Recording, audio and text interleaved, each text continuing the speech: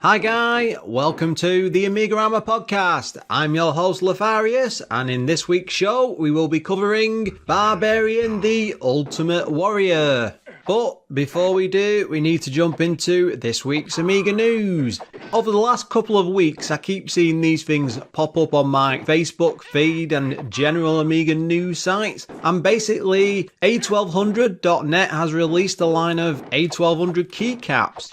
These are a brand new print job. I think they've all been 3D printed and done in a factory and stuff. You know, they are brand new, sparkling, gleaming plastic, so no yellowing. And Indie Retro News has done a full-on review of them, which included actually ripping an A1200 apart and putting all the keys on and then testing them out, and they look fantastic. So I'm going to stick a link into the show notes because I think you guys need to check these out. It's very hard to get stuff like this reprinted and redone because it's years and years after the fact. You know, no original Commodore manufacturer is ever going to come back and do these all over again, so you've got to get these whilst it's still possible, because I suspect they won't be doing big runs, though I might be wrong. If they sell well enough, who knows.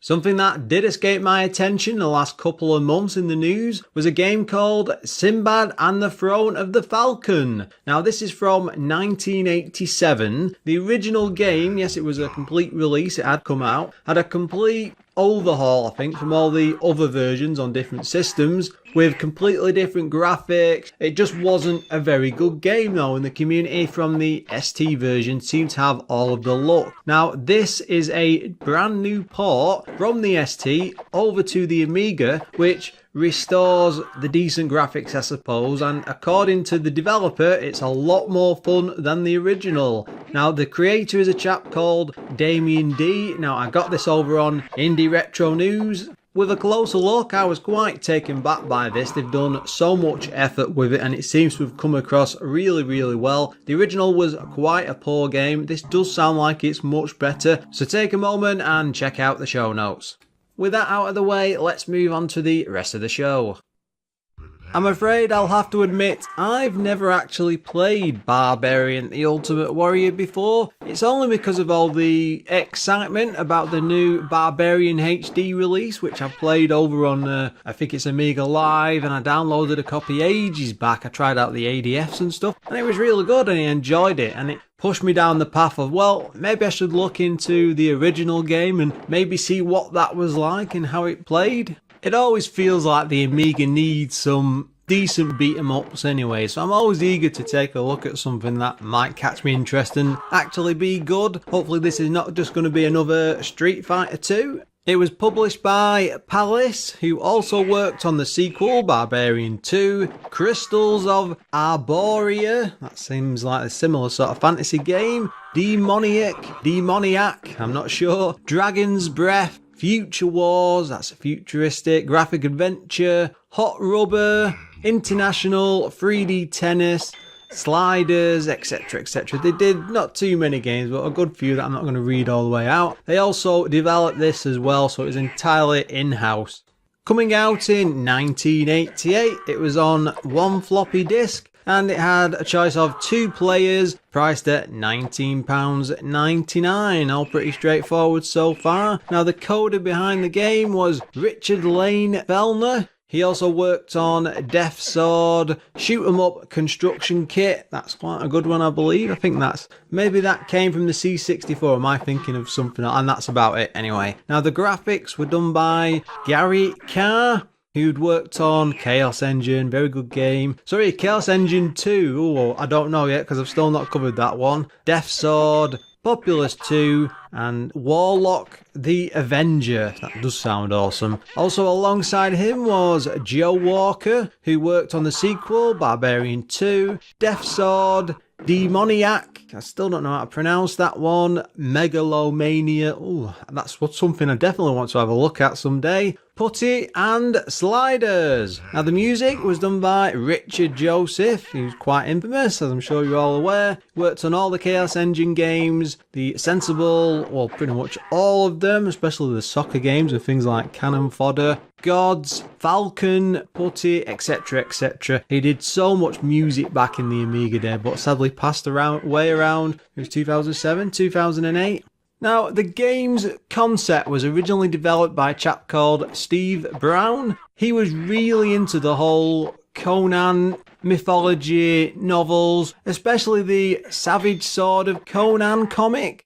He thought that would make the ultimate sword fighting game. Now, beat 'em ups at the time were really quite common, but by adding sword fighting, it became something completely new. It's not what other games at the time were doing. Again, this is quite early on in the Amiga's career, and just games in general, really. All of the game's story is just your typical fantasy tale, you know, there's nothing really fancy in there, but he did at least try to make it as much like Conan as he possibly could. One thing that really appealed to him, and does appeal to me as well, is the Conan movie, because he used that as a huge source of inspiration and ideas, especially for the sword combat. It's a very good film, by the way, go and see it if you've not seen it. And to prepare for the actual game with the combat, he actually asked his girlfriend's father to build some wooden swords, and then he asked Gary Carr to help practice them in front of a camera, so they were able to come up with real combat for a fighting game. He wasn't just standing there and punching and things. He had a couple of guys stood there in front of this camera recording each other, swinging blades around the head and getting into all sorts of trouble. He does say in an interview that all of these moves were so good, they all made it into the actual game. Even that infamous twirl behind Conan's back where he's training for the sword fighting. God, I do love that movie. The decapitation move, which was quite gory for the time, was actually Steve's idea, as it seemed to fit the game naturally for what he was aiming for, but rather than have the opponent's head just disappear after about, he thought it would be quite funny if an orc wandered onto the screen and actually kicked it off like a football. So a very odd sense of humour this guy had here, but it does work wonders within the game itself. He also said that when it came to creating the combat, especially the AI, he didn't want the opponents to suck and be totally predictable, you know, when it came to facing off against the other player. So he got around this by using the two-player mode to practice lots and lots of different moves and responses to situations that could maybe happen. And then he added that to the opponents to use against the players. And you can see that when you're in the match, it does look quite random what they're coming up with. It's almost like it's another person playing. Bit of a trick, I suppose, but AI really wasn't a thing back then, so what were you supposed to do? Now, when it came to the music, Steve Brown invited Richard Joseph round to watch the Conan movie with him, as well as Kings of the Sun. I'm not entirely sure what that is. It also helped them come up with the actual game's theme, which is a highbrow sort of fantasy, though it doesn't really seem to have made it into the Amiga much at all. Above all, he says that he made the game that he really wanted to play. It wasn't just another job. He wasn't just firing something out for sales. With all things like the gore being a huge part of the fun and his humour. Now, Wolf from ITV's Gladiators was actually hired to star as the Barbarian character for the main game cover, alongside Page 3 model Maria Whittaker, who starred as the game's Princess Mariana, I think. Now, it did seem to cause a bit of outrage at the time, especially with all the papers and magazines and things, due to the very skimpy looking outfit that Maria Whittaker wore, and it was even banned over in Germany. W.H. Smith also did the same thing in the UK, as they were really concerned about customer reactions. It was a bit over the top for the time, I suppose. I think it's worth a much more colossal look, so that's why I'm going to use it as the episode's cover. The game was ported to the Amstrad CPC 464, Atari 800, the ST and the E, BBC Electron, BBC Micro, Commodore 64, PC, and all the ZX Spectrums. Let's have a look at the game's story. The evil sorcerer Drax desires Princess Mariana and has sworn to wreak an unspeakable doom on the people of the Jeweled City unless she is delivered to him. However, he has agreed that if a champion can be found who is able to defeat his demonic guardians, the princess will be allowed to go free. All seems lost as champion after champion is defeated. Then, from the forgotten wastelands of the north, comes an unknown barbarian, a mighty warrior, wielding his broadsword with deadly skill. Can he vanquish the forces of darkness and free the princess? Only you can say. That's pretty much as deep as it gets. It's not the longest of tales, and you can see a very strong Conan relation there with a barbarian from the north and thing, as it's basing it off the original story. When the game opens, you start out in a forest with these two big, burly, muscly fighters facing off against each other. Now, each fills about a quarter height of the screen with basic defined sprites. It could be much better straight away with the graphics, but it gets the jobs done. You can work out what's going on, who's who. Now, along the top of the screen, you have this indie style logo with the game name on and all those indie movie like colours. Weirdly, there's not enough room to fit the Ultimate Warrior in there. In fact, that's not even on the title screen, so I do wonder if that was added much later when they came to marketing the thing. Beneath the large logo are simple things like scores for both players, a round counter, nice and simple. None of the fights have any sort of time limit, so it's not like there's a clock there. It also displays player 1 or player 2 along the bottom of the screen in black text. Very basic style there. Now, in the top left and the top right, you can see 6 energy balls. Each of these represents 2 hits, which means you can take a total of 12, assuming my maths is right there. And these have to be blows by the sword, not like a headbutt or a kick. At which point you will die and the match is over. Now, the enemies have exactly the same energy balls as you, that never changes on either side throughout the entire game. When playing a fighting game, they must have decent controls, and Barbarian certainly doesn't fail here. You're given a total of 18 moves with simple things like defend, roll, crouch, jump. If, and this is where the clever bit comes in, if you hold fire and then tap a direction, you are able to use more powerful moves, and that's stuff like the Web of Death, the infamous flying neck chop where you can decapitate somebody, headbutts and kicks abound. Now, you do have to wait for the actual animations to play during the fight, but they're all quite quick, and even though it looks basic, it still manages to come across as fairly detailed. I will say that the Web of Death, where he pulls the sword behind him and like spins it, it's very impressive. And I can only imagine just how good this must have looked on the camera when they were doing that stuff during development. It's a shame he's not like released that to YouTube, because I'm sure people would love to see it. Though I will say, it feels like you are fully in control over your Barbarian. It's not lacking with the controls in any way. You have a total of 6 arenas to fight through. These take place in the forest, which is the opener, a volcano-like background where you're out at the foot of it, a throne room with Drax watching away, and a couple of arena screens. It's just the same thing with them arenas, but you do have to replay them last 2 a couple of times each. Bit of a cheat, I suppose, but when you do come back to them another run round, you do actually get to face off against more difficult foes. Now, the AI for the single player can be quite tough, and I will say it's got lots of varied attacks. It never falls into simple patterns, and it always feels like a real challenge, and it can keep you on your toes. It's impressive to think that this is all coming from Stephen Brown just doing his 2-player action and making the AI up on the spot. This is quite an early Amiga game, and it looks good for the time.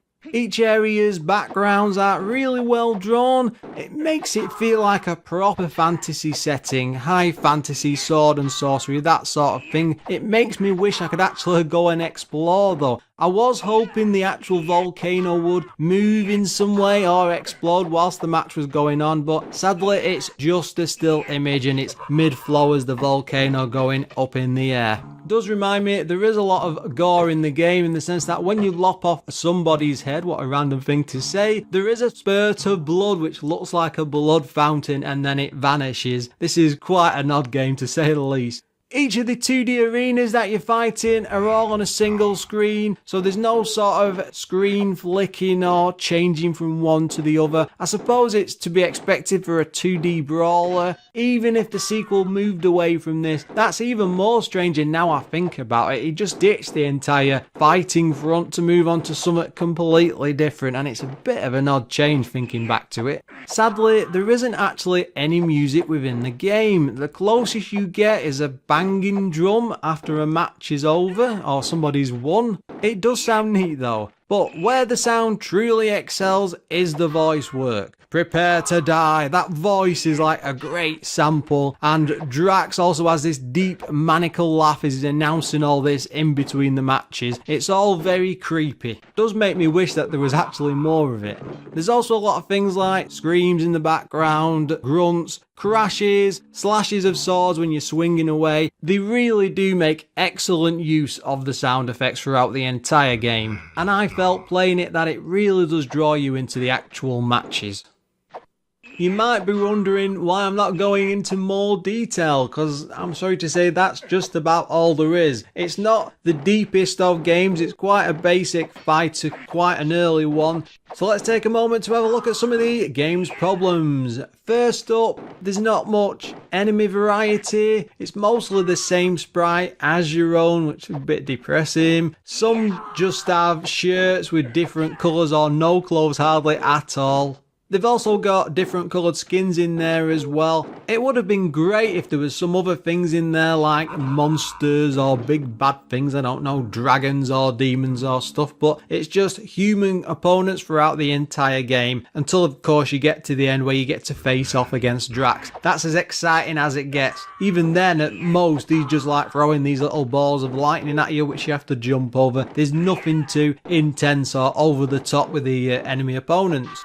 I have to say it again, I know this is an early Amiga game, but there's simply not enough arenas. It repeats 2 of them just to extend the game, and I wish they'd just added a lot more. Even another disc would have done. It would have extended the cost of the game, I suppose, but I believe this was a massive hit, so the opportunity to come up with some sort of expansion disc perhaps, or maybe a semi-sequel like 1.5 that branches off into something else. I don't know, I just want more of the game to enjoy. I didn't mention it earlier, but the surrounding border that you can see on the screen, it just has these snakes wrapped around these stone pillars, and they are there for the entire game. It's almost like the 69 or the 4-3 borders on some PAL games and stuff when you're playing. They get in the way, they're a bit annoying. They do look quite neat and they do move every so often, though I can't understand why they maybe didn't change them out or maybe expand those graphics a bit when you got further and further through the different fighting areas.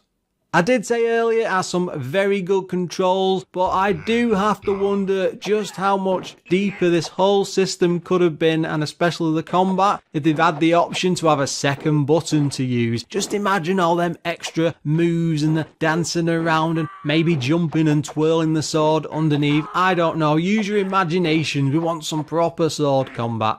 Another weird issue, and it's more of a niggle really, but on loading the game, there's no like mention of how to actually start a new game or how to get into it. It just loads like the high scores and then goes into the demonstration mode. And I sat there for ages when I first played it, banging fire, banging random keys, hoping something would start it, and none of it did anything. And I was sat there scratching my head for ages thinking, maybe my controller's broken, and I went and tried a different one, then I loaded it on my actual Amiga just to see if it would work on exactly the same problem. And of course after scratching my head for a bit I'm thinking, I don't think I'm going to be able to cover this game because I can't actually play it. I then decided to check the manual. It's a very, very short manual, by the way, a couple of pages at best. And lo and behold, it says in there you have to press F1 or F2 to start the different gameplay tapes, and that's it. And I just thought, Why couldn't they put that on the title screen or a reference? I mean, again, I pressed keys at random hoping one of them would do something, but none of them did.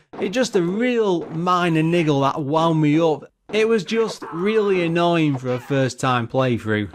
Anyway, let's stop bashing the game and let's have a look at some magazine scores. First up, Commodore user gave it 9 out of 10, they were very kind. Amiga Computing gave it 77%, Amiga Power 60%, and Amiga Format 76%. There were no real big fans of the game amongst the mags there. I'll have to say, I do find that a bit strange. This is proper violent, over-the-top fighting, big chunks of muscle facing off against each other in a whirl of blades. And yes, it's a basic game, but it captures it really well. I was a bit annoyed that there wasn't any sort of music. I did check several versions just in case it was down to me, but I also went on several YouTube playthroughs as well thinking, well, maybe it's just something I've not loaded correctly or something isn't right. But no, none of the Amiga versions have any sort of music. I even watched a complete playthrough from start to finish, right at the opening until the end, and there's nothing. There's no big theme over there. Sad part is though that the 8-bit versions have music in full, and there's even a rendition on the SID chip over on the C64 which sounds absolutely fantastic. Even if they'd have sampled that old raw, copied it across, it would have sounded amazing. It's very strange decision not to put any sort of music in. Again, this is the Amiga, it can do a lot better than this.